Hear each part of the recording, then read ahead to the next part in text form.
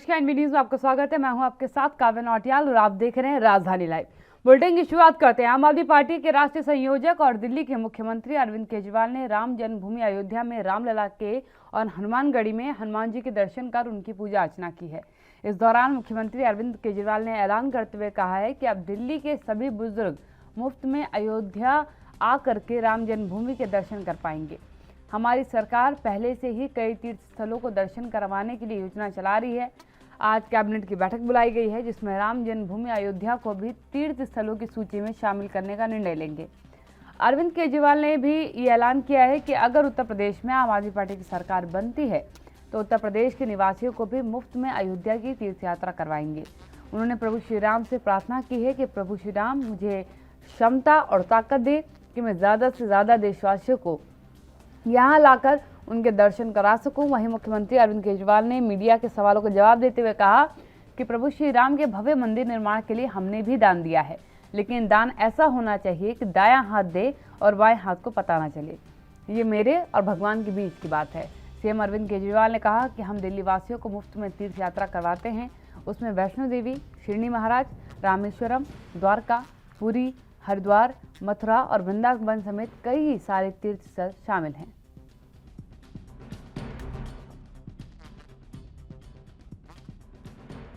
मैं चाहता हूं कि ये सौभाग्य हर भारतवासी को प्राप्त हो, हर भारतवासी को मौका मिले। सब लोग चाहते हैं कि वो आएं और यहाँ पे आके दर्शन करें, भगवान जी के दर्शन करें, यहाँ पे जन्मभूमि में आके अयोध्या आके दर्शन करें। तो मैं चाहता हूं कि सब लोगों को ये मौका मिले, सब लोगों को ये सौभाग्य प्राप्त हो। मैं बहुत छोटा सा आदमी हूं, लेकिन भगवान ने मुझे बहुत कुछ दिया है। मुझे जो कुछ भी मिला है, मेरे पास जो भी क्षमता है, मेरे पास जो भी साधन है, जो भी ताकत है, उसको सबको मैं ज्यादा से ज्यादा लोगों को यहाँ दर्शन। दिल्ली से हमारे संवाददाता राजीव हमारे साथ जुड़ चुके हैं। राजीव, एक अच्छी पहल मैं कह सकती हूँ दिल्ली सरकार की तरफ से, क्योंकि भगवान राम का जन्म स्थल की जब हम बात करते हैं तो देश की आस्था का केंद्र है और सबसे अहम बात है कि अब भव्य मंदिर का निर्माण होने वाला है, इसलिए बड़ी तादाद में लोग वहां जाना भी चाहते थे। खासकर लंबे विवाद के बाद ये फैसला आया है तो देखिए, बिल्कुल सही कहा आपने। यहाँ पर बात करें जिस तरीके से राम जन्मभूमि के ऊपर, जिस तरीके से कह सकते हैं अरविंद केजरीवाल ने बयान दिया है कि वो हर व्यक्ति को राम के दर्शन कराना चाहते हैं और इसी को लेकर जो उन्होंने ये यात्राओं की जो शुरुआत की हुई है, लगातार कहीं ना कहीं दिल्ली के लोगों को यात्रा कराई जाती है। यहाँ तक कि खासतौर पर बुजुर्ग लोगों के लिए कहीं ना कहीं कह सकते हैं उत्तराखंड की बात करें या फिर कहें बद्रीनाथ की बात करें या फिर अमरनाथ की बात करें, तो इस तरीके की जो तीर्थ यात्रा है वो पहले से ही चलती हुई नजर आ रही है। और उसी को लेकर अरविंद केजरीवाल ने एक बड़ा बयान और दिया है कि अयोध्या के अंदर भी वो कहीं ना कहीं राम जन्मभूमि कर राम के दर्शन करने के लिए लोगों को यहाँ पर लेके आएंगे। और कहीं ना कहीं ये भी स्पष्ट कर दिया कि अगर यूपी के अंदर उनकी सरकार आती है तो यूपी के लोगों के लिए भी राम जन्मभूमि जो है वो लगातार खोली जाएगी और जनता तक को वहां तक लेके आया जाएगा, सिर्फ सरकार के खर्चे पर। तो कहीं ना कहीं इस तरीके के बयान से साफ जाहिर होता है कहीं ना कहीं राजनीति स्टंट बिल्कुल खेला गया। क्योंकि जिस तरीके से कह सकते हैं अरविंद केजरीवाल के लिए कहा जा रहा था कि भाजपा के जो लोग हैं वो अरविंद केजरीवाल को राम जन्मभूमि पर आने नहीं देना चाहते हैं, उनके रास्तों में रोड अटकाए जाएंगे और कहीं ना कहीं उसको लेकर बड़े बयानबाजी किए गए थे। मगर जब कल अरविंद केजरीवाल जी अयोध्या के अंदर कह सकते हैं राम के दर्शन करने के लिए मौजूद हुए तो कहीं ना कहीं उनके जो रास्ते में रोड़ी थे वो कोई भी ऐसी दिक्कत नहीं आई। और उसके बाद में जिस तरीके से उन्होंने बयान दिया कि जनता के लिए वो तीर्थ यात्रा ये जो चलाई हुई है उन्होंने, उसके अंदर अब राम जन्मभूमि के कहें या फिर कहें राम जी के दर्शन के लिए कहें, हनुमान जी के दर्शन के लिए कहें, तो कहीं ना कहीं उनके लिए भी वहां तक लाने के लिए जो व्यवस्था होगी वो सरकार के द्वारा होगी। और सरकार जो इस तरीके के पहले भी कदम उठा चुकी है और कहीं ना कहीं दिल्ली के लोगों के लिए कह सकते हैं तीर्थ यात्रा को लेकर कहीं ना कहीं बड़े कदम पहले भी उठते नजर आ रहे हैं। मगर अब पूरे देश के लिए कहा जा रहा है कि पूरे देश की जो जनता है, खास तौर पर बुजुर्ग लोग जो है, उनको कहीं ना कहीं उनको तीर्थ यात्रा के लिए वो अपने बेटे के तौर पर, यानी कि बेटा बनकर वो अपने बुजुर्ग लोगों को तीर्थ यात्रा तक लाना चाहते हैं। तो कहीं ना कहीं इसके अंदर बड़ी पहल जरूर है, मगर कहीं ना कहीं ये चुनाव के समय ही घोषणा की गई है, तो कहीं ना कहीं साफ जाहिर है कहीं ना कहीं चुनावी स्टंट से ही जोड़ के से देखा जाएगा। जी बिल्कुल राजीव, क्योंकि उत्तर प्रदेश में आगामी विधानसभा चुनाव होने वाले हैं और वहां भी इस बार जो है आम आदमी पार्टी अपनी किस्मत आजमा रही है। उत्तर प्रदेश का आध्यात्म का एक बड़ा केंद्र मैं कह सकती हूँ इस समय अयोध्या बना हुआ है, कि जिस तरीके से सीएम योगी आदित्यनाथ ने कहा था कि आपको भगवान रामलला के दर्शन आज तक बहुत दूर से करने पड़ते थे, लेकिन हमारे सरकार के आने के बाद आप नजदीक जाकर के उनके दर्शन कर सकते हैं, उनके राजभवन में उन्हें विराजमान देख सकते हैं। उसी पर एक सियासी दाव जो है अरविंद केजरीवाल ने भी खेला और कहा कि आप सबको मैं दर्शन कराना चाहता हूं, मैं चाहता हूं कि ईश्वर मुझे उतनी ताकत दे। इसका सीधा मतलब है कि अब भी आगामी चुनाव जो है भगवान राम पर आधारित होने वाले हैं। देखिए बिल्कुल सही कहा आपने। यहाँ पर बात करें जिस तरीके से अरविंद केजरीवाल की, तो अरविंद केजरीवाल ने जिस समय कल जब दर्शन किए थे, दर्शन करने के बाद में एकाएक उन्होंने बयान दे दिया कि वो हर व्यक्ति को कह सकते हैं अयोध्या लेके आना चाहते हैं, राम के दर्शन कराना चाहते हैं, हनुमान जी के दर्शन कराना चाहते हैं। तो कहीं ना कहीं ये चुनाव से मुद्दे जुड़े हुए ही नजर आ रहे हैं, क्योंकि कहीं ना कहीं ये भी समझ में आने की कोशिश करेंगे कि जिस तरीके से कह सकते हैं राम जन्मभूमि को लेकर कहीं ना कहीं जो बयानबाजी आ रही है, तो उससे साफ जाहिर है कहीं ना कहीं चुनावी मुद्दों से ही इसको जोड़ा जा रहा है। मगर लगातार कहीं ना कहीं जिस तरीके से अरविंद केजरीवाल ने यूपी के अंदर अपनी बागडोर हासिल करने के लिए लगातार संजय सिंह को बिठाया हुआ है, संजय सिंह लगातार कहीं ना कहीं यूपी सरकार पर हमला भी करते नजर आ रहे हैं और कहीं ना कहीं कह सकते हैं आम आदमी पार्टी की जो उपलब्धियां हैं वो यूपी के अंदर भी हासिल करने की कोशिश की जा रही है, चाहे वो बिजली पानी को लेकर हो या जिस तरीके से दिल्ली के अंदर 200 यूनिट फ्री देने की बात की गई है, तो वहां पर भी कहीं ना कहीं यही चीज कहा गया है कि 300 यूनिट किसानों तक दी जाएगी, जो उनके बिजली के बिल होंगे वो उनको माफ किया जाएगा। तो इस तरीके की बयानबाजी से साफ जाहिर है कहीं ना कहीं चुनावी स्टंट का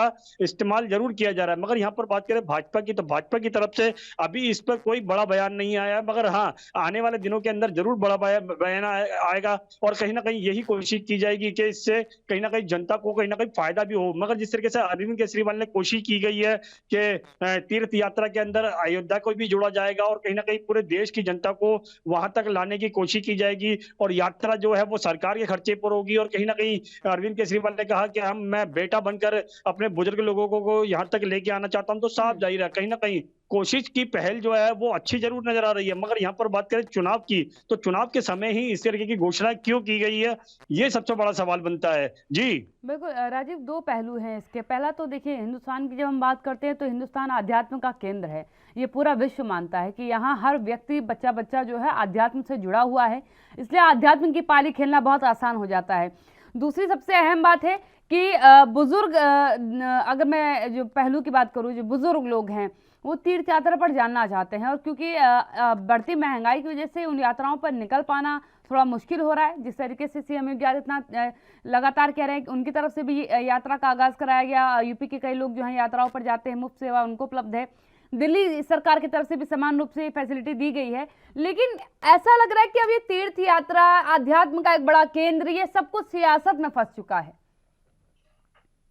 देखिए बिल्कुल सही कहा आपने। यहाँ पर बात करें आम जनता की, तो आम जनता यानी कि मंदिरों के दर्शन जरूर करना चाहते हैं, क्योंकि एक बुजुर्ग एज, मतलब ये सीनियर सिटीजन की जब एज आती है तो कहीं ना कहीं लोग बाग यही चाहते हैं कि वो भगवान के दर्शन करें और कहीं ना कहीं मंदिरों में जाएं, बड़े तीर्थ यात्राओं पर जाएं। मगर वो कहीं ना कहीं बजट की वजह से, यानी कि अपनी जेब खर्चे की वजह से वो नहीं जा पाते या फिर सुविधाएं नहीं मिल पाती हैं। उसको लेकर कहीं ना कहीं जिस तरीके से दिल्ली सरकार ने पहल चलाई थी कि तीर्थ यात्रा को लेकर कहीं ना कहीं बुजुर्गों को वहां तक, मंदिरों तक ले जाया जाएगा। बड़े बड़े मंदिर जो दूर पड़ते हैं, जिनके लिए कहीं ना कहीं बजट नहीं हो पाता है लोगों के पास, तो उसके लिए कहीं ना कहीं कोशिश जरूर थी।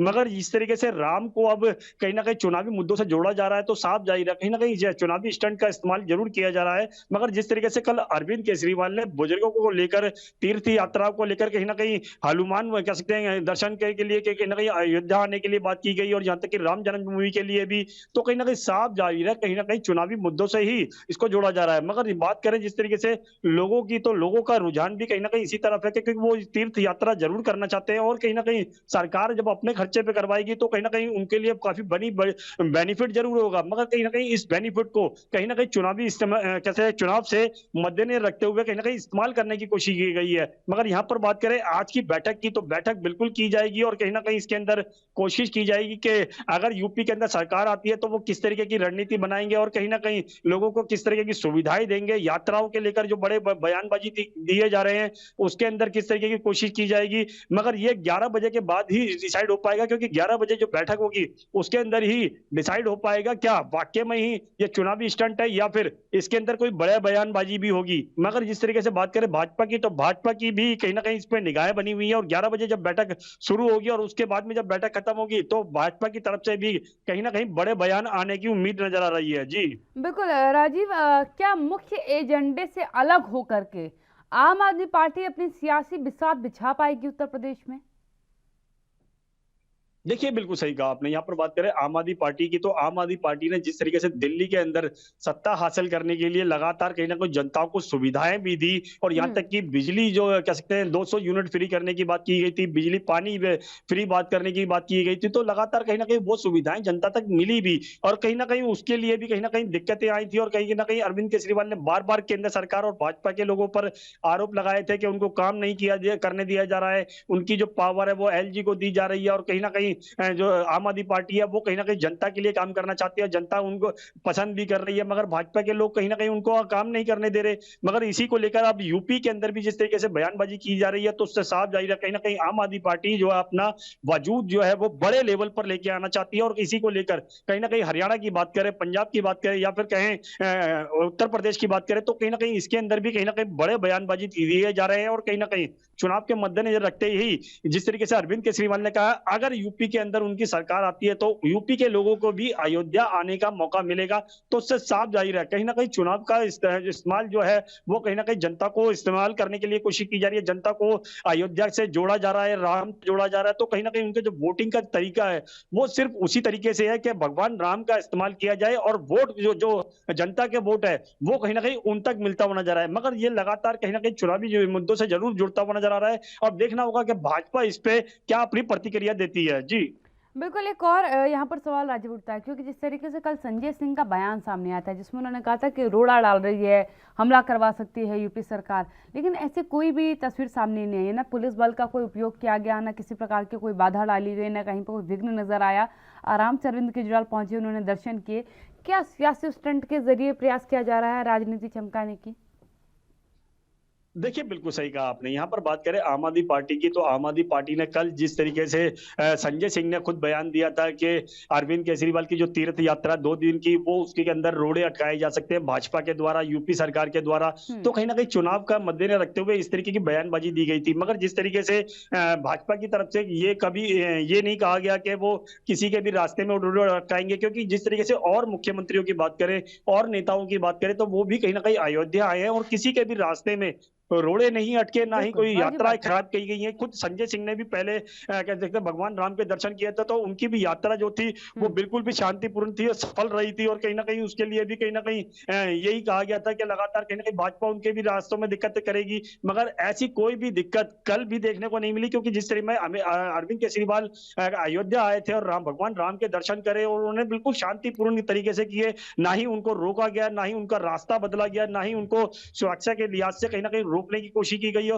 मगर कहीं ना कहीं जिस तरीके से संजय सिंह ने बयान दिया था, तो उससे कहीं ना कहीं राजनीति बिल्कुल झलकती हुई नजर आई। कहीं ना कहीं भाजपा को घेरने की कोशिश भी की गई, और भाजपा की जो छवि है यूपी के अंदर वो कहीं ना कहीं खराब करने की कोशिश की गई। मगर बात करें जिस तरीके से भाजपा के लोगों की, खास तौर पर बात करें उत्तर प्रदेश के जो सीएम है उनकी तरफ से भी कोई ऐसा बयान नहीं दिया गया, ना ही उनको उनकी तरफ से कोई यात्राओं के अंदर कोई बाधा डाली गई, तो उससे साफ जाहिर है कहीं ना कहीं आम आदमी पार्टी जो अपने आप को बड़े लेवल पर लेकर आना चाहती है, बड़े वजूद पर लेकर आना चाहती है, उससे कहीं ना कहीं चुनावी स्टंट का यानी कि इस्तेमाल किया जा रहा है, और जनता को कहीं ना कहीं राम से जोड़ने के साथ साथ उनका जो वोट है वो हासिल करने की कोशिश की जा रही है। जी बिल्कुल राजीव, धन्यवाद मेरे साथ जुड़ने के लिए। राजीव तिवारी संवाददाता मेरे साथ दिल्ली से जुड़े हुए थे, और यकीनन ये एक अहम बात है कि सियासी जाल में भगवान श्री राम को फंसाने का पूरा प्रयास किया जा रहा है। देखिए, राजनीतिक लाभ के लिए आप कुछ कह सकते हैं, वो अलग बात है, लेकिन एजेंडे से इतर अगर कोई राजनीतिक दल सियासत कर रहा है तो इसका मतलब है कि कहीं ना कहीं वो उसी फ्लो में चला गया है जिसमें बाकी राजनीतिक दल हैं। यहाँ रुकेंगे छोटे से ब्रेक के लिए, जल्द हाजिर होते हैं।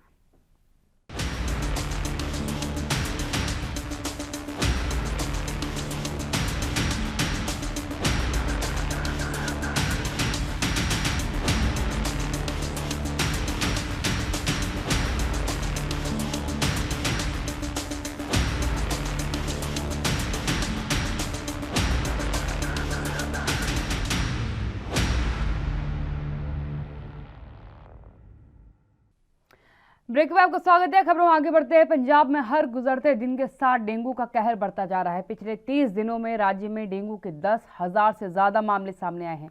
अभी तक पंजाब में 38 लोग अपनी जान गंवा चुके हैं।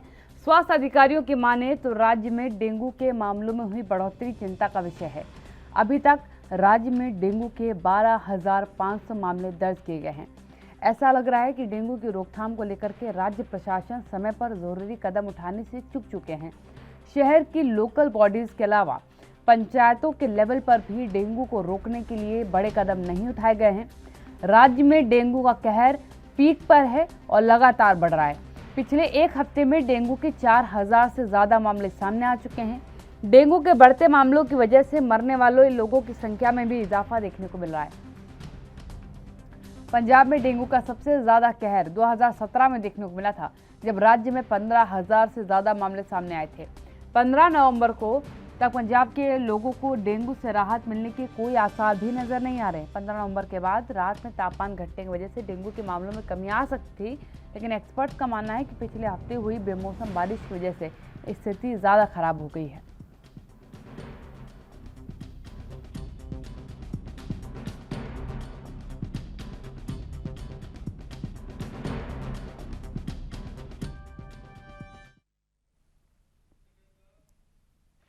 अमित कुमार मेरे संवाददाता चंडीगढ़ से मेरे साथ लाइव जुड़ चुके हैं। अमित, क्या कहेंगे, क्योंकि लगातार जिस तरीके से डेंगू के मामले बढ़ रहे हैं, ये चिंताजनक स्थिति है, क्योंकि 2017 के बाद इतने मामले अब बढ़ते नजर आ रहे हैं।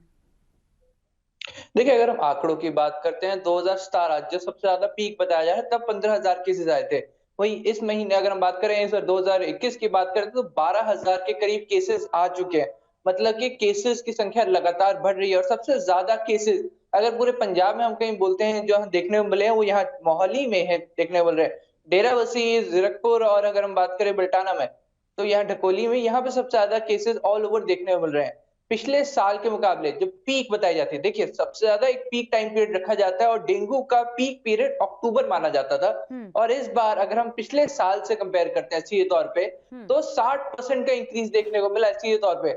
मतलब आप देख सकते हैं 60% का इंक्रीज बहुत ज्यादा मायने रखता है जब आप कंसिडर करते हैं कितने ज्यादा केसेस बढ़ रहे हैं। और अभी भी ये महीना खत्म नहीं हुआ है, क्योंकि देखिए बिन मौसम बरसात के कारण माहौल ठंडा हो चुका है और जगह जगह पानी इकट्ठा हो चुका है। तो ऐसे में बहुत ज्यादा अब आम जनता को सतर्क होने की जरूरत है, क्योंकि देखिए ड्राइव ऑलरेडी चलाई जा चुकी है। नगर निगम प्रशासन अपनी तरफ से ऑलरेडी ड्राइव चला चुका है, पर एक जगह ड्राइव चल चुकी है तो वहां पे बहुत ज्यादा चांसेस ऐसे हैं कि दोबारा ड्राइव नहीं चलेगी। तो अब लोगों को खुद बहुत ज्यादा सतर्क होने की जरूरत है। और इसी में प्रशासन भी लगा हुआ है कि लोगों को बार बार अवेयर किया जाए कि आप अपने घर में चेक करें कि कहीं कहीं पानी तो नहीं खड़ा हो, क्योंकि ये एक मेजर केस बन सकता है। इसका एक सीधा एग्जाम्पल हम कल देख सकते हैं, जब सनाम से विधायक अमन अरोड़ा जो आम आदमी पार्टी से हैं, वो खुद उप मुख्यमंत्री ओपी सोनी से मिलने गए डेंगू के मसले को लेकर। उनके साथ मीत हेयर भी थे और सीधे तौर पे कहते नजर आए कि उनके एरियाज में डेंगू को लेकर लगातार हाहाकार मचा हुआ है। मेडिकल फैसिलिटीज पर्याप्त मात्रा में रेडी नहीं है, कि हम कहें कि पर्याप्त नहीं है। ऐसे बहुत ज्यादा जरूरत हो जाता है कि सरकार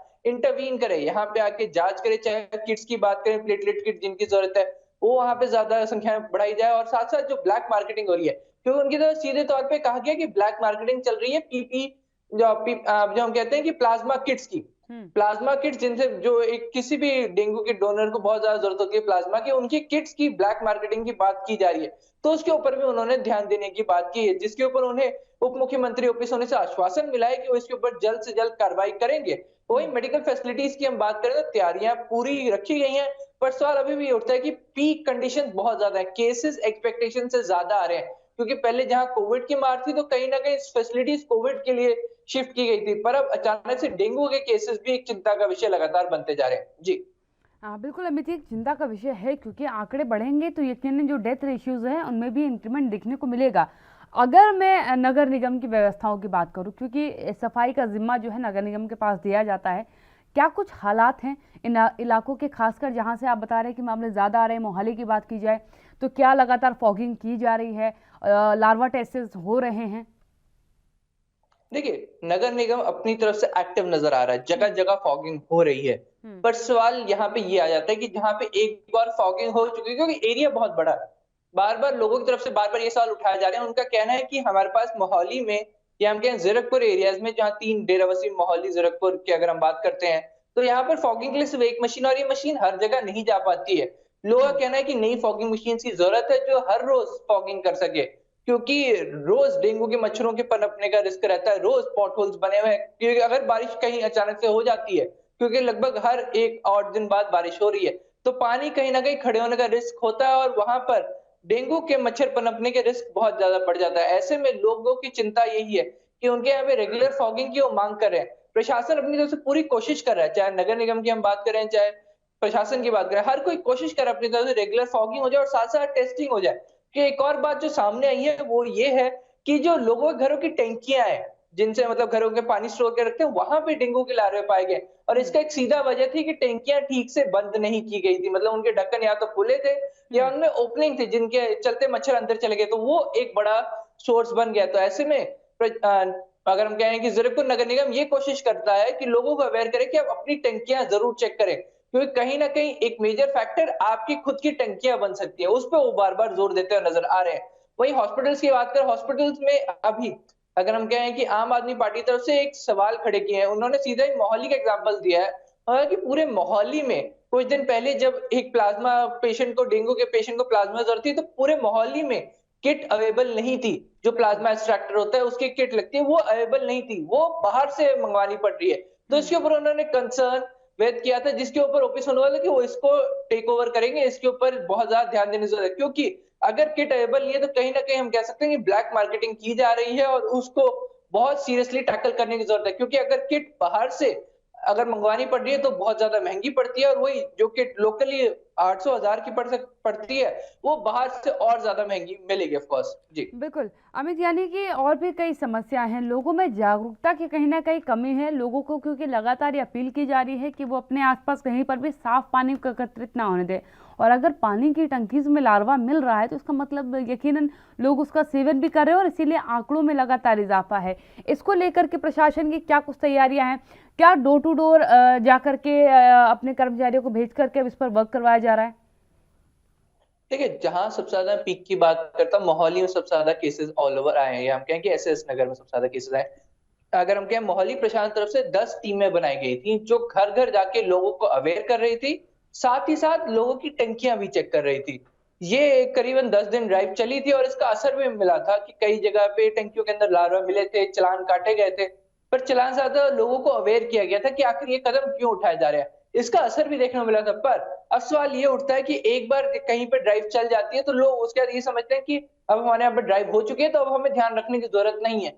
सवाल यहीं पे आता है कि अब आप सबसे ज्यादा रिस्क में आ जाते हैं, क्योंकि आपके यहाँ ड्राइव हो चुकी है तो आपको खुद और ज्यादा ध्यान रखने की जरूरत है कि कहीं अब तो नहीं आपकी टंकी के अंदर लार्वा, डेंगू का लार्वा आ गया है, या कहीं अब आपके यहाँ पे कहीं साफ पानी तो नहीं खड़ा जिससे डेंगू के मच्छर पनप सकते हैं, और यही डेंगू मच्छर आपको डेंगू दे सकते हैं। तो ऐसे में बहुत ज्यादा जरूरी है कि अब जिन जिन जगहों पे एक बार से हम कह सकते हैं ड्राइव चल चुके हैं, उन लोगों को सेल्फ अवेयर होने की जरूरत है, क्योंकि at the end of the day काव्य, वो खुद की लाइफ को रिस्क में ले रहे हैं कि अगर वो थोड़ा ध्यान रखेंगे तो डेंगू से बच सकते हैं, पर अगर वो लापरवाही करेंगे तो उनके लिए दिक्कत परेशानी बढ़ सकती है। जी बिल्कुल अमित, लेकिन आगामी तैयारियों की क्या स्थिति है? क्योंकि देखिए आंकड़ों में लापरवाहियों की वजह से चाहे आंकड़ों में इजाफा हो, चाहे नगर निगम की लापरवाहियों की वजह से आंकड़ों में इजाफा हो, लेकिन अस्पतालों में बढ़ती संख्या कहीं ना कहीं मेडिकल टीम पर भी एक प्रेशर डाल रही है। देखिए, मेडिकल टीम पे प्रेशर पड़ रहा है, ये नो डाउट बिल्कुल क्लियर है। हम लोग मेडिकल टीम से, हमने एसएमओ से, मोहाली के एसएमओ से बात करने की कोशिश की, पर किसी कारण वो नहीं मिल पाए हैं। पर उनसे जितनी जानकारी अब तक मिली है कि बर्डन आ रहा है। सबसे बड़ा जो दिक्कत परेशानी ये आ रही है कि लोगों को पता ही नहीं है कि उनको कब डेंगू की टेस्टिंग के लिए आना है, डेंगू के टेस्ट कहाँ करवाने हैं, और सबसे बड़ा सवाल है कि कब उनको हॉस्पिटल में एडमिट होने की जरूरत है। कई बार लोग बिल्कुल सीरियस कंडीशन में, जब उनके प्लेटलेट 20,000 या उससे नीचे रह जाते हैं, तब वो हॉस्पिटल्स में पहुंचते हैं। पर कई बार ये होता है कि जब बिल्कुल स्टार्टिंग स्टेज होती है, जब आपके प्लेटलेट सिर्फ गिरने शुरू होते हैं, अगर आप तब जाके टेस्टिंग कराएं और तब मेडिसिन ले लें, तब इनको कंट्रोल किया जा सकता है। तो ऐसे में डॉक्टर सीधे तौर पे कहते हैं कि आप अपने आप को रेगुलर टेस्ट कराएं। अगर आपको बुखार है, आपको लग रहा है कि लंबे टर्म से बुखार है, तो आप एक बार खुद को डेंगू टेस्ट हॉस्पिटल में जाके जरूर करवाएं। इससे अगर बिल्कुल नेसेंट स्टेज में होता है डेंगू, तो उसको इजीली क्योर किया जाए, तब आपको हॉस्पिटल में एडमिट होने की जरूरत नहीं है। पर जब डिले होते हैं, क्योंकि लोग आजकल लापरवाही, क्योंकि कहीं ना कहीं कोरोना का डर भी है, कई लोग डेंगू और कोरोना को मिक्स करते हुए नजर आए। कई बार लोगों को लगता है कि हमें कोरोना है, कई बार लगता है हमें डेंगू है, तो एक दूसरे दोनों ऑपोजिट चीजों की दवाइयां, मेडिकेशन लेते रहते हैं, और ये सेल्फ मेडिकेशन ही इनकी जान के लिए खतरा बन सकता है। तो ऐसे में डॉक्टर बोल रहे हैं कि आप खुद को प्रॉपर टेस्टिंग कराएं, बिल्कुल क्योंकि अगर आप रेगुलर टेस्टिंग कराएंगे और नेसेंट स्टेज में खुद की जांच करवा लेंगे, मेडिसिन ले लेंगे, तो हॉस्पिटल पे बर्डन नहीं आएगा। बिल्कुल ऐसे में वाजिब अभी बात है। हॉस्पिटल में खुद डॉक्टर्स लगातार ना बने तो ज़्यादा बेहतर है, डॉक्टर्स के पास ही जाएं, वहीं जाकर के टेस्ट करें, ताकि ज़्यादा बर्डन जो है मेडिकल टीम पर भी ना पड़े और आप भी स्वस्थ रहें। धन्यवाद अमित मेरे साथ जुड़ने के लिए। अमित कुमार मेरे संवाददाता मेरे साथ बने हुए थे। सफाई का विशेष ख्याल रखें, क्योंकि लगातार आंकड़े बढ़ रहे हैं। पंजाब की जनता के लिए कहीं ना कहीं चिंताजनक स्थिति है, इस पर ख्याल रखें, क्योंकि जागरूकता के बिना किसी समस्या का हल नहीं होता। यार रुकिंग छोटे से ब्रेक के लिए, जल्द हाजिर होते हैं।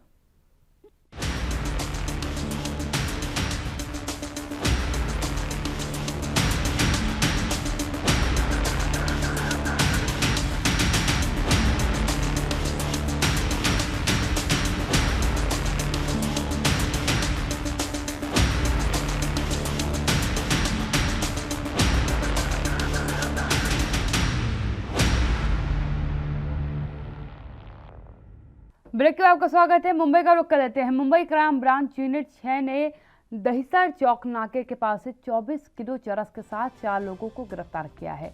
हिमाचल प्रदेश, जम्मू कश्मीर और नेपाल से ड्रग्स राजस्थान से सड़क के रास्ते मुंबई लाई जा रही थी। पकड़ी गई ड्रग्स की कीमत 14 करोड़ रुपए 44 लाख बताई गई है। पकड़े गए आरोपियों में से 2 पुरुष हैं, 2 महिलाएं हैं। सभी आरोपी पवई के एक ही परिवार के हैं। क्राइम ब्रांच की टीम ने मुंबई प्रवेश चेक नाके के पर 1 महीने से जाल बिछाकर ड्रग्स तस्करों का इंतजार कर रही थी। अधिकारी ने बताया है कि पुलिस की सूचना मिली थी कि परिवार के दौरे पर जाने का बहाना बना करके कश्मीर आए ये लोग उच्च गुणवत्ता वाले चरस के परिवहन और बिक्री में शामिल थे।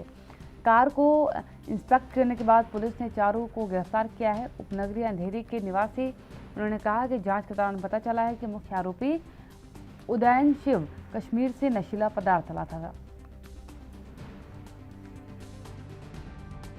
पिछले कुछ दिनों से मुंबई पुलिस की ओर से ड्रग ट्रैफिकर पर और उनकी ऑर्गेनाइज क्राइम सिंडिकेट पर लगातार कार्रवाई की जा रही है।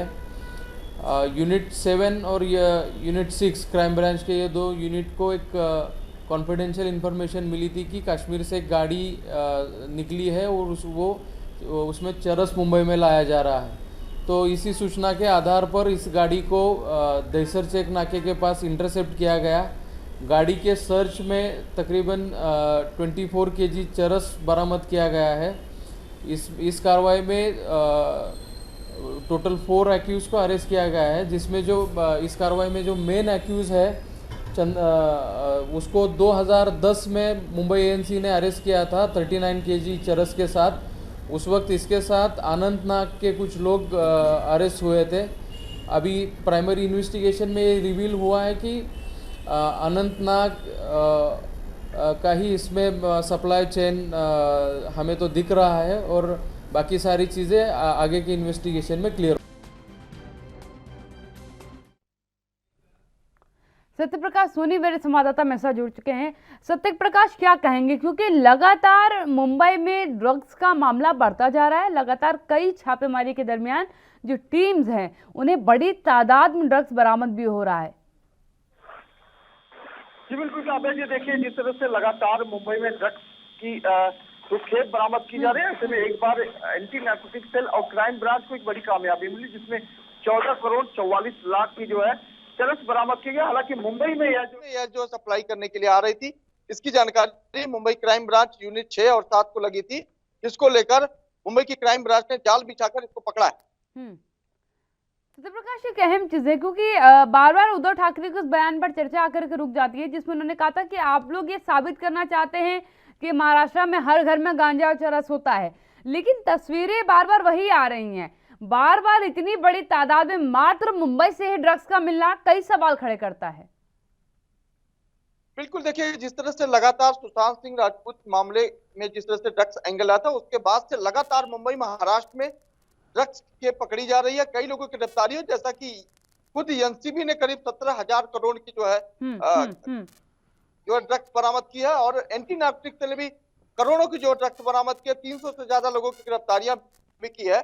लेकिन जिस तरह से लगातार अभी भी मुंबई में ड्रग्स बरामद की गई है, लोगों की गिरफ्तारियां की जा रही, तो जाहिर पर एक बड़ा सवाल खड़ा होता है कि आखिरकार मुंबई में इतनी बड़ी जो ड्रग्स खेप आ रही है वो किसके लिए आ रही है, कहाँ सप्लाई होती है, कौन लोग इतना कंजम्पशन करते हैं। तो ज्यादातर बड़ा सवाल बनता है। लगातार NCB anti narcotics crime branch कार्रवाई भी कर रही है। बिल्कुल सत्यप्रकाश, लेकिन एक अहम चीज़ यहाँ पर है, क्योंकि अभी तक की गिरफ्तारियों पर अगर गौर किया जाए तो उन लोगों को पकड़ा गया है जिन लोगों के पास से ड्रग्स बरामद हुई है, या जो लोग ड्रग्स को जिन्होंने मंगाया था, लेकिन कहाँ से ये आ रही है, कौन इसको भेज रहा है और कौन इतनी बड़ी तादाद में कंज्यूम करने के लिए इसे मंगा रहा है, ये दो फेजेस जो हैं अभी भी कहीं ना कहीं सामने नहीं आ पाए हैं। देखिएगा अब्बा जी, एंटी नार्कोटिक्स सेल और क्राइम ब्रांच की जानकारी मिली थी कि मुंबई में जो ड्रग्स बड़े पैमाने पर आती है वो कहां से आती है, इसकी जानकारी के लिए एंटी नार्कोटिक्स सेल ने जाल बिछाया था। इस दौरान उनको जानकारी मिली कि कश्मीर से मुंबई में बड़े पैमाने पर चरस मंगाई जाती है, क्योंकि कश्मीर में चरस की खेती होती है। अब ऐसे में एंटी नार्कोटिक्स सेल लगातार 1 महीने से इस पर नजर बनाई हुई थी। जैसे ही जानकारी उनको मिली कि मुंबई में एक कार के माध्यम से चरस आने वाली है, मुंबई की क्राइम ब्रांच ने जाल बिछाया और मौके से 14 करोड़ 44 लाख की ड्रग्स बरामद की, जिसमें यह अहम जानकारी है 2 पुरुष और 2 महिला को गिरफ्तार किया गया है। सबसे अहम मोडस है, ये महिलाओं को अपने साथ कार में इसलिए रखते हैं जिससे लोगों को शक न हो, क्योंकि जब चेकनाके पर या अन्य जगहों पर कार्रवाई होती है, जांच होती है, तो अमूमन लोग जो है परिवार साथ में है करके छोड़ देते हैं। इसी लिहाज से इसी मोडस के आधार पर लगातार मुंबई में कई वर्षों से कश्मीर से मुंबई ड्रग्स लाई जाती थी और बड़े पैमाने पर बॉलीवुड में जो है इसकी खेप पहुंचाई जाती थी। बिल्कुल, ये एक अहम बात है सत्यप्रकाश जी। एक और सवाल यहाँ पर उठता है, क्योंकि जिस तरीके से बाय रूट बार बार प्रयास किया जा रहा है, गुजरात का रास्ता जो है, राजस्थान का रास्ता जो है वो लिया जा रहा है महाराष्ट्र आने के लिए, तो इसका सीधा मतलब है कि इन जगहों से आने वाली गाड़ियों को खासकर विशेष ध्यान रखना चाहिए मुंबई प्रशासन को, जो बॉर्डर्स पर तैनात किए गए हैं। और अगर उनकी नज़र से बच कर के खेप अंदर तक जा पा रही है तो कहीं ना कहीं बड़े सवाल खड़े होते हैं। बिल्कुल, देखिए कश्मीर से अगर मुंबई तक ड्रग्स आ जाती तो जाहिर तौर पर तमाम जो सुरक्षा एजेंसी है उनके ऊपर सवाल खड़ा होता है। बिल्कुल। अगर इसमें मुखबिरी या जानकारी नहीं होती तो शायद यह भी खेप मुंबई में आ गई होती।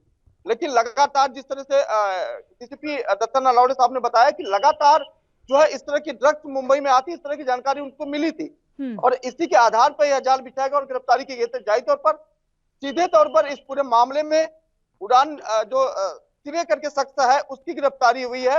बंडू ही पूरे इस मामले का मुख्य सरगना है, जो लगातार मुंबई में इस तरह की चरस सप्लाई करता था। फिलहाल इस तरह की कार्रवाई को लेकर जरूर सवाल खड़ा होता है कि आखिरकार इतनी बड़ी मात्रा में लगातार जो ड्रग्स मुंबई में आ रही है वो कैसे आ रही है, किसके इशारे पर, वो कहां सप्लाई होने वाली है। लेकिन इसकी जांच होना बेहद जरूरी है, क्योंकि लगातार अब तक एनसीबी ने भी जो भी कार्रवाई की है वो ड्रग्स किसके लिए मंगाई जाती थी, कहां सप्लाई होती, इस बात का खुलासा ही नहीं हो पाता। तो जाहिर तौर पर जो 24 किलो चरस बरामद की गई है उसकी कीमत करोड़ों में है, लेकिन ये 24 किलो खपत कहाँ होनी थी, छोटे व्यापारियों को दिया जाता है या बड़े व्यापारी को दिया जाता है या कमर्शियल के तौर पर जो है पर्सनल यूज, तो जाहिर तौर पर लंबा प्रोसीजर हो जाता है कि आखिर ये ड्रग्स जो आती है किसके लिए आती है और कौन इसको मुंबई में अलग अलग जगहों पर ले जाकर लोगों को देता है। बिल्कुल सत्यप्रकाश, एक और अहम सवाल यहाँ पर खड़ा होता है कि केंद्र हर बार मुंबई ही क्यों होता है। आपको याद होगा इससे पहले भी आप और मैं एक बार चर्चा कर रहे थे, जिसमें एक महिला के बैग में जो है ड्रग्स बरामद हुआ था, उसे भी पुलिस ने भी हालिया में ही पकड़ा था। उसके बाद अब ये घटना सामने आना और हर बार मुंबई का ही केंद्र बनना नशे के लिए, ये अपने आप में बड़े सवाल खड़े करता है कि क्यों आखिरकार मुंबई ही एकमात्र ऐसी जगह बनती जा रही है जहाँ बड़ी तादाद में ड्रग्स की खेप पकड़ी जा रही है। बिल्कुल, लगातार देखिए जिस तरह से मुंबई में बॉलीवुड के तमाम हस्तियां रहती है, मुंबई में बड़े सितारे रहते हैं, मुंबई में बड़े नेता रहते हैं, मुंबई आर्थिक राजधानी है। जाहिर तौर पर देश के अलग अलग इलाके से लोग मुंबई में आर्थिक उपार्जन के लिए लोग आते हैं। तो जाहिर तौर पर जो ड्रग्स का जाल है वो कहीं ना कहीं आर्थिक स्थिति से जुड़ा हुआ है, यानी कि पैसे से जुड़ा होता है। जाहिर तौर पर मुंबई में पैसा उड़ता है, इस बात से कोई इनकार नहीं कर सकता। सीधे तौर पर यह संपर्क होता है कि मुंबई में ही ड्रग्स का जो कारोबार हो रहा है वो कहीं कहीं पैसों को लेकर हो रहा है, यानी कि पैसे की उगाही के लिए ये सारी चीजें कर रही है। शॉर्ट मनी कही जाती है, तमाम अधिकारी कहते हैं कि यह शॉर्ट मनी मानी जाती है ड्रग्स का कारोबार करना। तो जाहिर तौर पर शॉर्ट मनी के तौर पे मुंबई में पूरी तरह से ड्रग्स का जाल फैला हुआ है। बिल्कुल, धन्यवाद सत्यप्रकाश जी मेरे साथ जुड़ने के लिए। सत्यप्रकाश सोनी मेरे संवाददाता मुंबई से मेरे साथ जुड़े हुए थे। यकीनन एक चिंता का विषय है। आर्थिक राजधानी अगर नशे की जद में जा रही है तो कहीं ना कहीं ये जिम्मेदारी है वहां के प्रशासनिक अमले की कि उस नशे के व्यापार को कहीं ना कहीं रोके और व्यवस्थाओं को बेहतर करे। अगली खबर को रुक कर लेते हैं। पुलिस ने मध्य प्रदेश के कांग्रेस विधायक के बेटे करण मोरवाल को गिरफ्तार किया है, जो एक महिला द्वारा बलात्कार का मामला दर्ज करने के बाद 6 महीने से अधिक समय से फरार था। एक अधिकारी ने कहा है कि करण मोरवाल उज्जैन जिले के बड़नगर से विधायक मुरली मोरवाल के पुत्र हैं। पुलिस ने पहले उनकी गिरफ्तारी पर 25,000 रुपये का इनाम की घोषणा भी की थी। इंदौर में महिला थाने की प्रभारी ज्योति शर्मा ने बताया है कि गुप्त सूचना के आधार पर करण मोरवाल को इंदौर से करीब 80 किलोमीटर दूर शाजापुर जिले के मक्सी कस्बे के पास से गिरफ्तार किया गया है। उन्होंने कहा है कि महिला कर्मियों और अपराध शाखा की एक संयुक्त टीम ने आरोपी राहुल राठौर के साथ कार में जा रहे आरोपी को पकड़ लिया। अधिकारी ने बताया है कि फरार होने के दौरान आरोपी कुछ समय के लिए एक जगह छिप जाता था और फिर कहीं और चला जाता था। उन्होंने बताया कि गिरफ्तारी के बाद आरोपी का मेडिकल परीक्षण कराया गया है और उससे पूछताछ की जा रही है।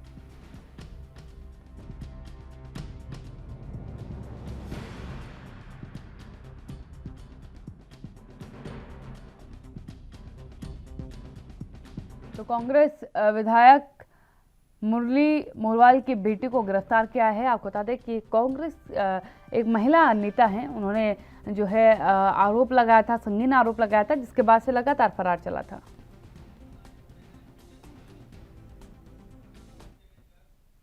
विजय तिवारी मेरे संवाददाता मेरे साथ जुड़ चुके हैं। विजय, क्या कहेंगे, क्योंकि अब फाइनली एक लंबे समय के बाद जो है गिरफ्तारी हो पाई है, पीड़िता सीधे तौर पर न्याय की मांग कर रही है। जी, बता दें कि मंगलवार को पुलिस ने विधायक के बेटे को गिरफ्तार किया है। विधायक का बेटा, जो कि 2 अप्रैल को मामला पंजीबद्ध हुआ था और शादी का झांसा देकर दुष्कर्म की घटना को अंजाम दिया गया था करण मोरवाल के द्वारा।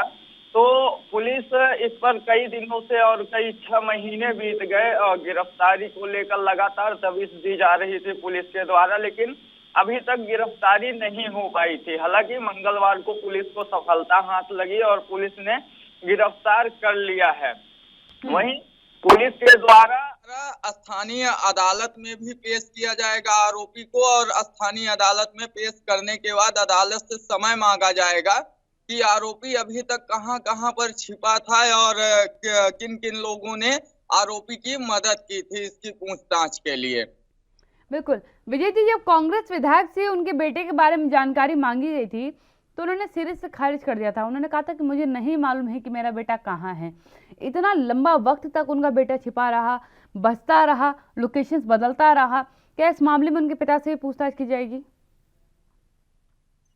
जी, उनके पिता महिला थाने गए थे, लेकिन जैसे ही वह थाने से बाहर आने लगे तो मीडिया कर्मी जो बाहर थे तो वह उनसे पूछताछ करने के लिए चाहे कि इस मामले में वो क्या कहना चाहते हैं, लेकिन वह मीडिया से बात करने के लिए साफ तौर पर मना कर दिए।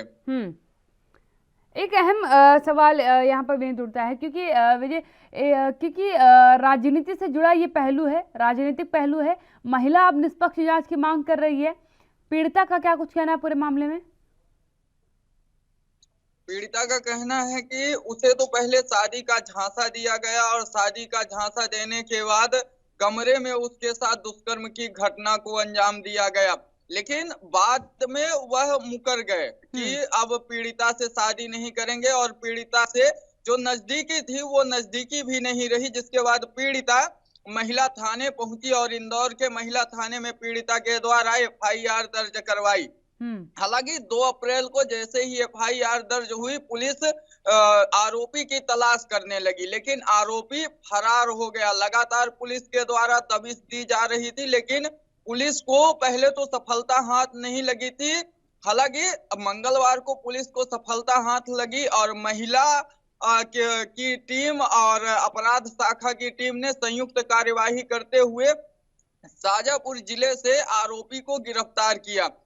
बता दें कि 25,000 रुपए का इनामी भी यह था और पुलिस के द्वारा 25,000 रुपए की इनाम की घोषणा की गई थी, क्योंकि लगातार 6 महीने बीत गए थे और एक कांग्रेस विधायक के बेटे भी थे। मामला बड़ा था, दुष्कर्म का मामला था, पुलिस के द्वारा दबिश दी जा रही थी, लेकिन आरोपी जो था बेहद ही शातिर था, बार बार जगह अपनी चेंज करता रहता था, कहीं पे 2 दिन 3 दिन। इसके बाद पुलिस को जैसे ही उन ठिकानों का पता लगता तो आरोपी तत्काल अपनी जगह को चेंज कर लेता था। इसलिए पुलिस को भी कहीं ना कहीं मुश्किलों का सामना करना पड़ा और बाद में पुलिस मंगलवार को गिरफ्तार कर पाई। बिल्कुल। विजय, क्या अभी तक आरोपी के पिता की तरफ से कोई वक्तव्य सामने आया है? क्योंकि जिस तरीके से गिरफ्तारी तक तो उन्होंने कुछ बोला नहीं, गिरफ्तारी के बाद क्या उन्होंने कोई बयान जारी किया है? पुलिस लगातार आरोपी के परिजनों से पूछताछ कर रही है, लेकिन आरोपी के पिता का अभी तक कोई भी बयान सामने नहीं आया है। वहीं 19 अक्टूबर को पुलिस के द्वारा आरोपी के छोटे भाई को पूछताछ के लिए थाने में बैठाया गया था और पूछताछ की गई थी। बिल्कुल। एक अहम सवाल यहाँ पर विजय और खड़ा होता है, क्योंकि राजनीतिक पहलू है और जिस महिला ने आरोप लगाया है वो भी राजनीति से जुड़ी महिला है। क्या आगे का फॉर्मेट रहेगा? पुलिस प्रशासन पर किसी प्रकार के दबाव की क्या बात कही है उसने अभी तक, कि राजनीतिक दबाव जो है डालने का प्रयास किया जा रहा है, क्योंकि कांग्रेस के विधायक हैं आरोपी के पिता? बनी बात है, उज्जैन के बड़नगर से कांग्रेस विधायक हैं आरोपी के पिता, जहां तक अधिकारियों की माने तो। और यह भी साफ तौर पर बताया जा रहा है कि लगातार महिलाओं के द्वारा, और इसमें कई संगठन भी सामने आ गए हैं जो कि पीड़ित महिला की तरफ से सहयोग कर रहे हैं और न्याय की मांग कर रहे हैं। लेकिन अभी तक आरोपी के पिता का कोई भी बयान सामने नहीं आया है। वह साफ तौर पर कुछ भी बोलने से मना कर दे रहे हैं।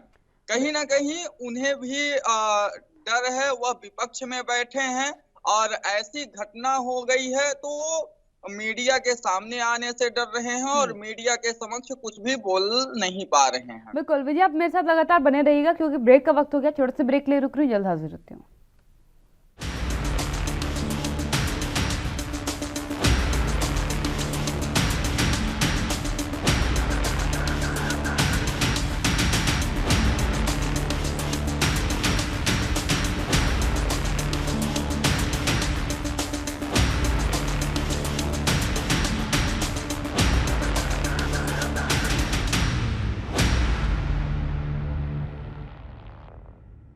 ब्रेक के बाद आपका स्वागत है। विजय मेरे साथ लगातार बने हुए हैं। विजय, एक और अहम सवाल यहाँ पर, आगे क्या कुछ कार्रवाई जो है अपनाई जाएगी, क्योंकि मेडिकल परीक्षण की भी बात सामने आई है, मेडिकल परीक्षण करवाया जाएगा?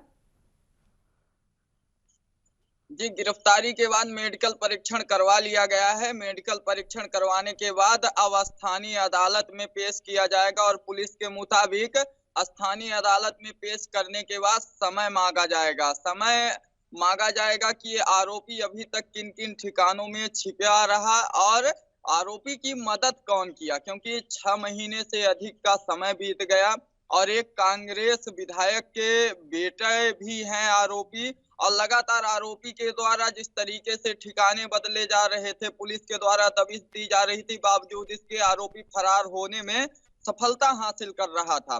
पुलिस के लिए कहीं ना कहीं ये चुनौतीपूर्ण कार्य था, जिस कारण से पुलिस समय की मांग करेगी अदालत से। बिल्कुल, धन्यवाद विजय मेरे साथ जुड़ने के लिए। विजय तिवारी मेरे संवाददाता मेरे साथ जुड़े हुए थे। यकीनन जो है जांच के पहलू को आगे बढ़ा दिया गया है और गिरफ्तारी जो है कांग्रेस विधायक के बेटे की हो चुकी है। पंजाब की सियासत की बात कर लेते हैं। पंजाब की सियासत में पूर्व मुख्यमंत्री कैप्टन अमरिंदर सिंह का बड़ा धमाका कर सकते हैं आज। उनकी तरफ से ये बड़ा धमाका सियासी पहलू के साथ होने वाला है। आपको बता दें कि आरुषा आलम के साथ ही कई मुद्दों पर आज की प्रेस कॉन्फ्रेंस करेंगे कैप्टन अमरिंदर सिंह, तो उन सभी मुद्दों पर बात रखेंगे, चाहे वो आरुषा आलम की बात हो, चाहे बीएसएफ का मुद्दा हो, क्योंकि कई आरोप उनके ऊपर अभी तक लगाए जा चुके हैं। इसमें सबसे अहम बात है कि एक और बात कैप्टन अमरिंदर सिंह की तरफ से कही गई है कि उनके जो समर्थक हैं उनको धमकियां दी जा रही हैं और मुख्यमंत्री पद से इस्तीफा देने के बाद क्योंकि अलग होने के बाद कैप्टन की तरफ से कही गई है, तो आज नए राजनीतिक दल की घोषणा भी वो करने वाले हैं। इसके साथ ही क्योंकि सियासत में उनको लेकर के कई बातें चल रही हैं, उन बातों का जवाब भी शायद आज वो प्रेस कॉन्फ्रेंस के जरिए देंगे।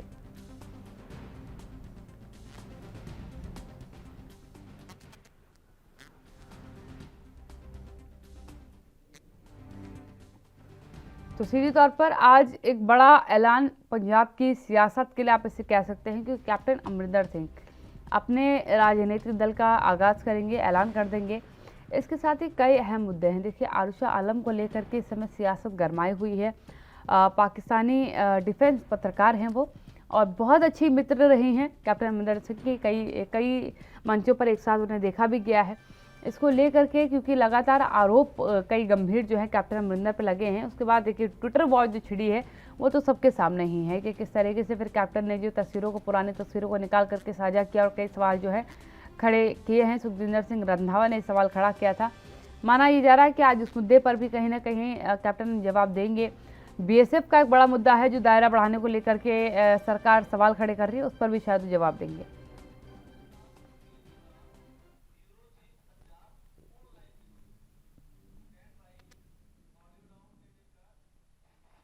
कुलबीर दीवान हमारे ब्यूरो चीफ हमारे साथ जुड़ चुके हैं।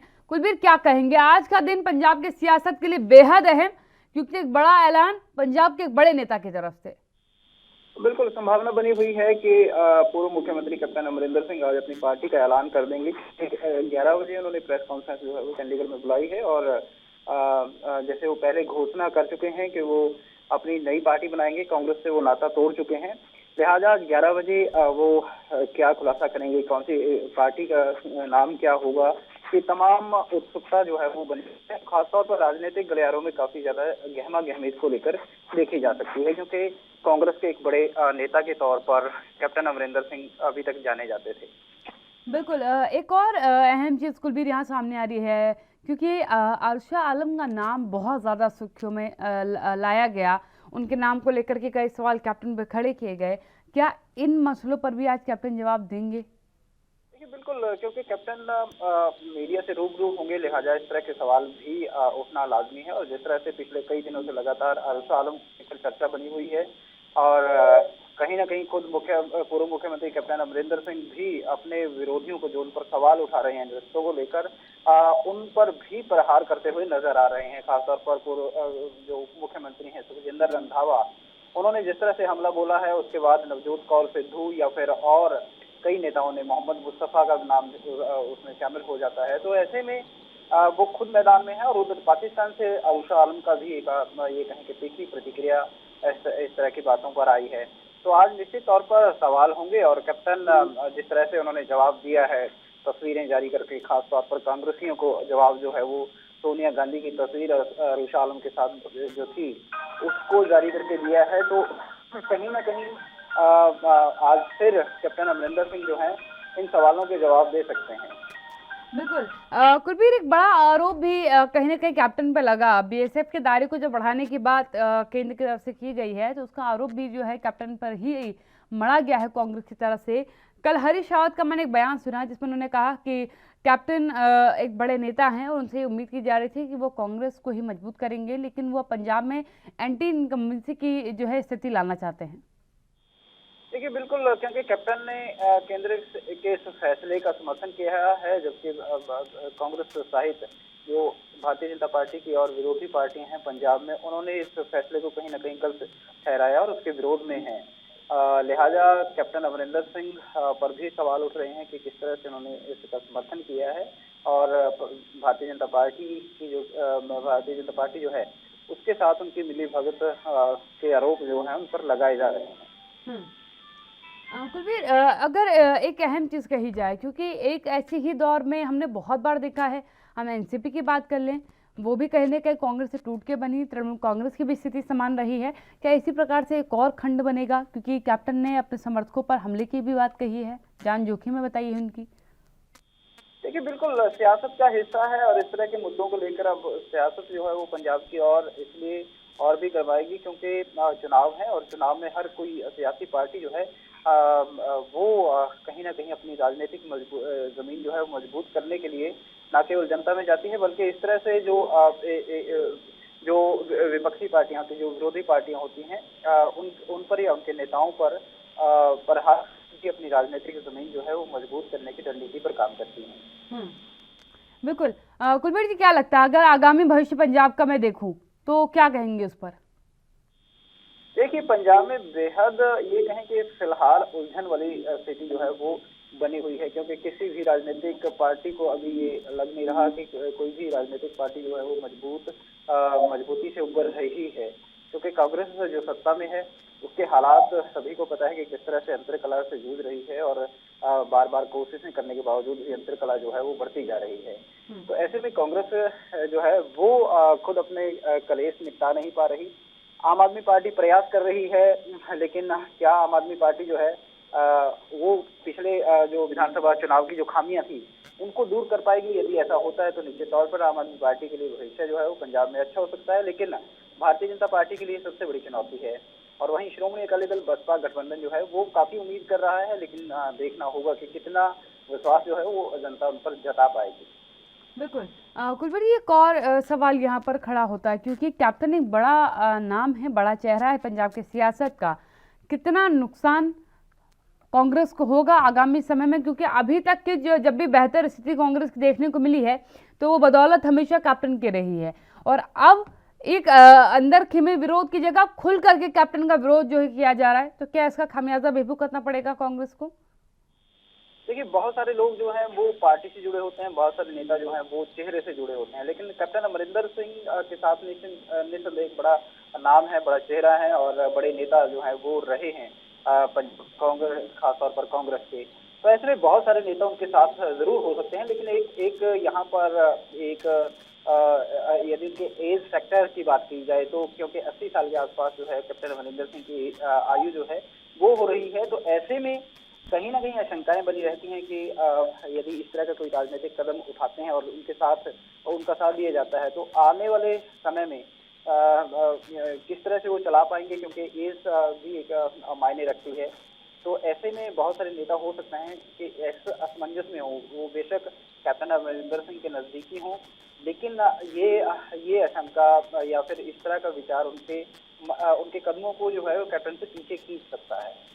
बिल्कुल। कुलवंत जी, एक और आखिरी सवाल आपसे पूछ रही हूँ, क्योंकि आज के ऐलान के साथ ही कहीं ना कहीं कांग्रेस के लिए भी स्थिति क्लियर हो जाएगी कि बेसिकली कैप्टन चाहते क्या हैं और कैप्टन का आगामी फैसला क्या होगा। क्या आपको लगता है कि इसके बाद विचार विमर्श करेगी कांग्रेस? देखिए, लगता नहीं है कि कैप्टन के लिए वापसी का कोई उम्मीद जो है वो कांग्रेस में बची है, या फिर खुद कैप्टन अमरिंदर सिंह ऐसी कोई कोशिश करे या इच्छा रखते हो कि कांग्रेस में वापस आया जाए, क्योंकि दोनों तरफ से जो रिश्ते हैं वो काफी ज्यादा तल्ख हो चुके हैं। तो ऐसे में संभावना नहीं है कि कांग्रेस और कैप्टन दोबारा से एक होंगे, लेकिन इतना जरूर है कि कांग्रेस ये जरूर देखेगी कि कैप्टन कांग्रेस को आखिर कितना नुकसान पहुंचा है। बिल्कुल, धन्यवाद कुलवीर जी मेरे साथ जुड़ने के लिए। कुलवीर दीवान, ब्यूरो चीफ पंजाब मेरे साथ जुड़ चुके हैं। यकीनन कुलवीर जी की बातों को अगर आप गौर फरमाएं तो बिल्कुल सही बात उन्होंने कही कि विचार विमर्श की जरूरत कांग्रेस में थी, लेकिन तब उन्होंने किया नहीं, और अब आज आगाज कहीं ना कहीं कैप्टन की तरफ से किया जाएगा। इस बुलेटिन में फिलहाल इतना ही। देश और दुनिया की तमाम खबरों के लिए आप बने रहिए एनबी न्यूज़ के साथ। नमस्कार।